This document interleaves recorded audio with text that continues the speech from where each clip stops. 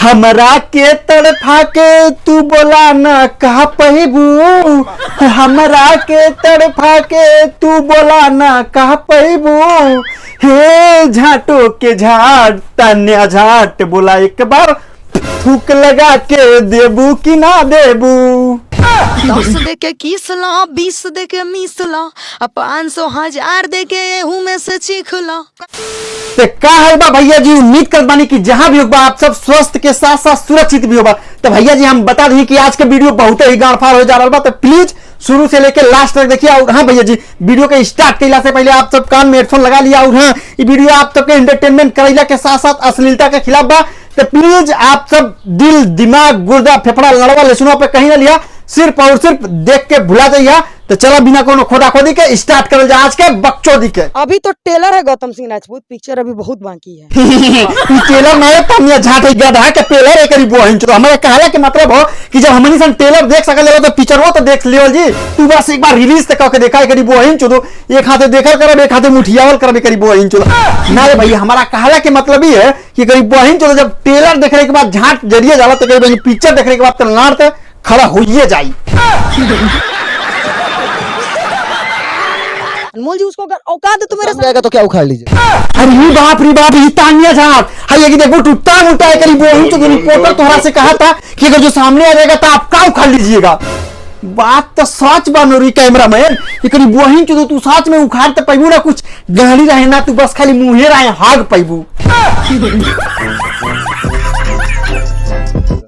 उखाड़ने की बात, वो राजपूत है तो हम ब्राह्मण। अरे तानिया झाट, फॉर काइंड ऑफ इन्फॉर्मेशन हम तोरा के बताना चाहता नहीं कि राजपूत के तलवार और तानिया झाट के सलवार के करीब बहन चो कबो ना मुकाबला हो सकेला।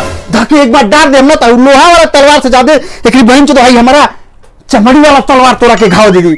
बहुत जो पुरिया में अश्लील गाना गावत गावत लेकिन बहनी चो अभी जातिवाद भी फैलावत बिया। मानती उन्होंने एक गाना गाया था, कुकुर सियार के गाना मत बजाओ भैया। पवन सिंह बहुत गंदा गाते हैं, रितेश भैया बहुत गंदा गाते हैं, और उसके नजर में अंकुश राजा भैया बहुत गंदा गाते हैं। हे डियर भौजी, तू जौना जौना के नाम लेता रू उन्हीं के जाके तोहरा के झाट के बाल सीधा करे के बका। तोहरा से अपन झाट के बाल तो सीधा होत ना बा, तू दूसरा की का ब्लेम करता रू। एक करीब बहिन चोदो हमारा के लगा था भौजी तोहरे तनी समय झाट बहुत ज्यादा लाल भइल बा। एक करीब बहिन चोदो गरम हो गइल बा, एकर झाटिया बर्फ के सिली ले के अपना झाटिया पर पहले रगड़ के ठंडा करा तब आगे तू बोला, ठीक बानू। हे रिपोर्टर भैया थोड़ा देर 5 मिनट भौजी के जाए करीब बहिन चोदो वॉशरूम में रगड़ के आवे था मैं।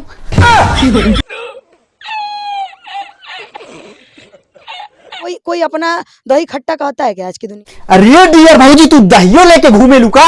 एक बहन तो हमारा के तनिको भानक ना लगल तो मधुमक्खी खान जाके वो बैठ गई लगती।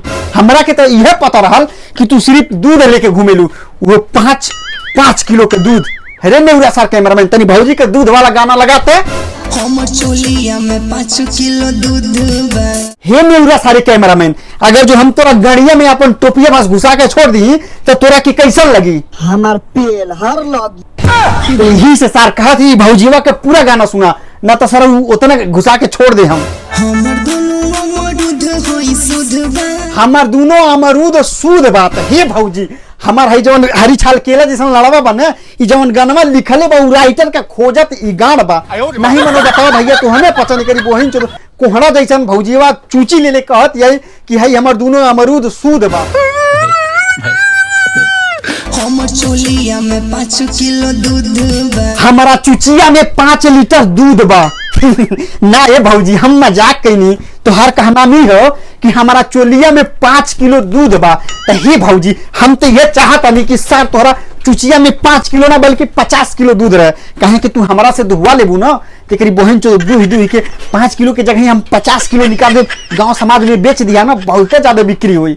और हम दूध निकाल ला हमारा के हिलैला के एक्सपीरियंस बहुत ज्यादा बा। देखा भैया जी, तू सब तो यार हमार जान, हमार दिल, हमार जिगर का टुकड़ा, हमार फेफड़ा, हमार किडनी गुर्दा सब हुआ। अगर जो तू सब ना बांटा ना तो हम कुछ ना बांटिए करीब बहन चो। और हाँ भैया जी हम बता देंगे आप सबके भोजपुरिया में जब तक अश्लीलता सब दूर ना करिए ना तब तक हम है बम्मवा से कनीसन के गड़िया में थूक लगा के और जरूरत पड़ला पर तेल लगा के कनीसन के गड़िया में ढाक डारत रहे करीब वहीं चलो। और हाँ भैया जी हम आप सबके बता दी कि भोजपुरिया में जहिया कुल अक्को की शुद्ध गाना गा दी ना तो ये हमें कनीसन के दिल से सपोर्ट करा। और हाँ भैया जी बात आगे सपोर्ट करना तो आप सब भी हमारा के सपोर्ट करा। बस एक ही सब्सक्राइब करा, लाइक करा और प्यारा सा कमेंट करा। तब तक के लिए रोज के तरह लव यू मेरी जान लोग, बाय।